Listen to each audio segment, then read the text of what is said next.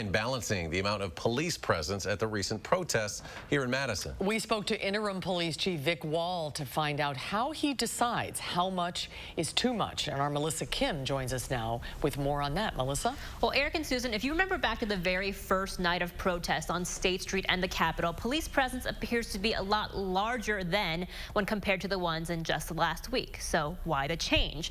Well, it's a bit of a precarious situation, according to Interim Police Chief Vic Wall. He says there's a very fine line between too much and too little, but also there's some logistics involved too. How many officers can you get out to a certain location at a particular time? Threading a needle of trying to maintain and protect First Amendment rights of expression while also preserving public safety and taking action against people engaging in violence and property damage. And sort of walking that fine line when we're really the object of many of the protests, and recognizing that our presence or involvement can exacerbate things, we have to be very careful and very strategic. We also have to weigh that with the resources we have available.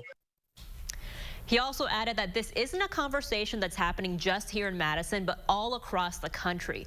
We also asked Jim Palmer, Executive Director of the Wisconsin Professional Police Association. He said in part that officers in Madison do recognize how dynamic and fluid the environment is, and they're constantly reevaluating. And while I do appreciate public expression of speech, the lack of support from Madison's elected leaders has put them in a no-win situation when it comes to handling protests that aren't peaceful, to the point where officers only feel supported after they've been assaulted or hit first. Again, a very fluid and constantly changing situation. All right,